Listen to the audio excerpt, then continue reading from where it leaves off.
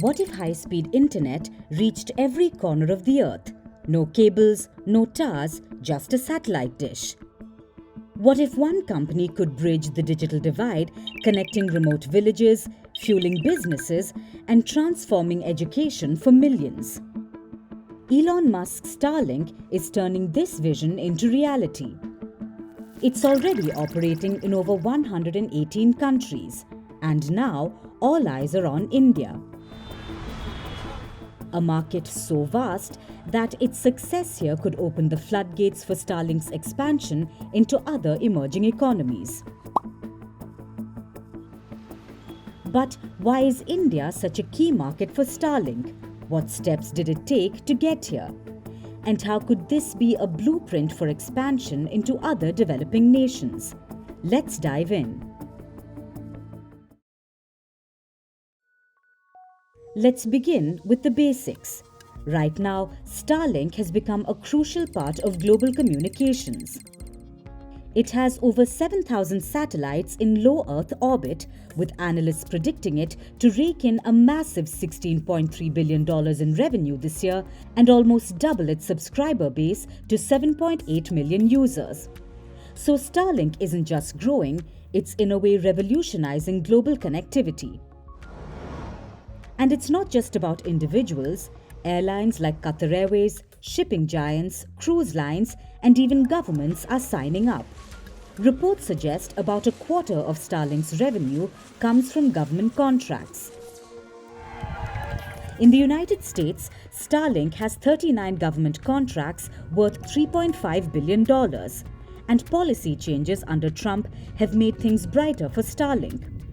But outside the United States, that's where things get problematic.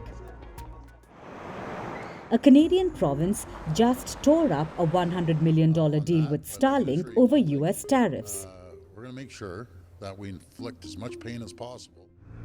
In Europe, frustration with Musk's outspoken social media presence has some leaders looking for alternative satellite providers. This is especially true in Italy, where talks with Starlink have stalled. And then there's Ukraine. Starlink is critical to the military and civilian infrastructure, so much so that when Musk hinted at shutting it down, Poland and other allies started reconsidering their reliance on Starlink.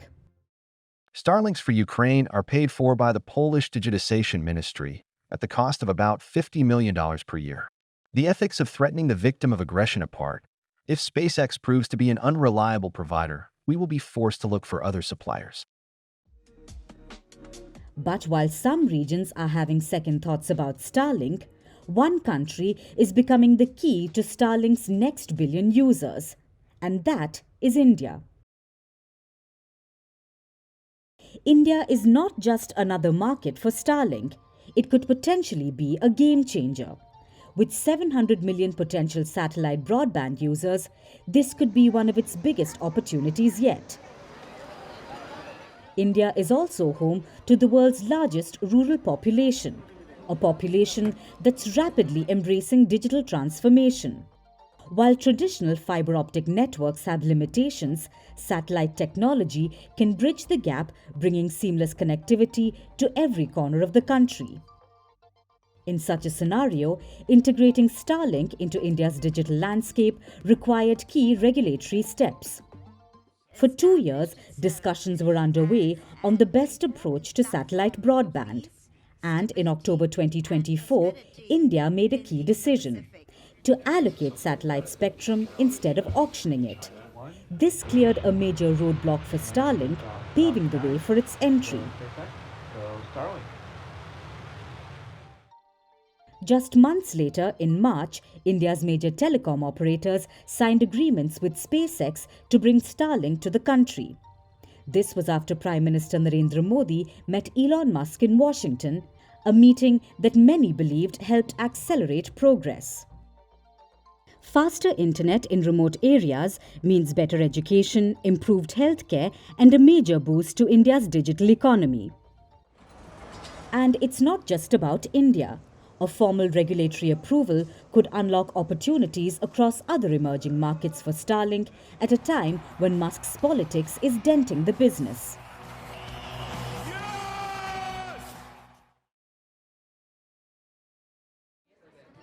But India is just the beginning.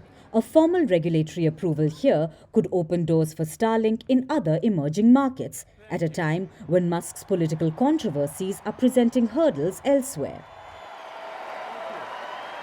My heart goes out to you. Take Bangladesh, for example. Musk personally spoke to the country's interim leader Mohammad Yunus about Starlink's entry. A deal is expected to be reached within the next 3 months. Meanwhile, discussions are also underway in Turkey and Morocco. Experts believe cracking India's regulatory code will give Starlink the credibility it needs to negotiate in similar regions. India's vast geography, dense cities, villages, mountains and deserts give Starlink the perfect opportunity to test its global strategy. So what's next for Starlink? Final regulatory approvals in India are expected soon, and once they're in place, the rollout could be massive. Experts say India could become Starlink's biggest market in Asia, paving the way for expansion across the developing world.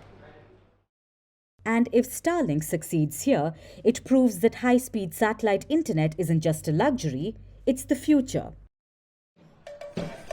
But this future remains uncertain.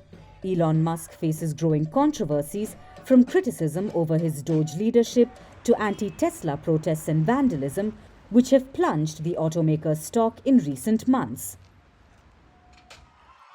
And as Starlink bets big on global expansion, one question remains: will Musk's troubles jeopardize its future?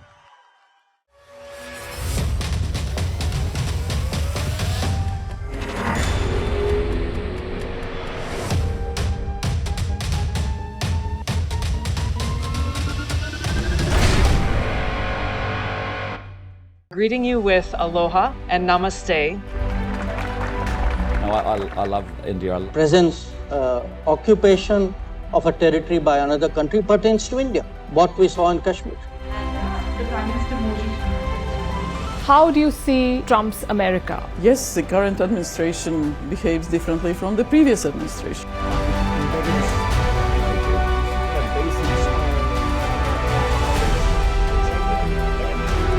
Are you saying that there are foreign powers who are trying to bring down the current government in Syria? Exactly. Bluntly, Iran, maybe Russia too.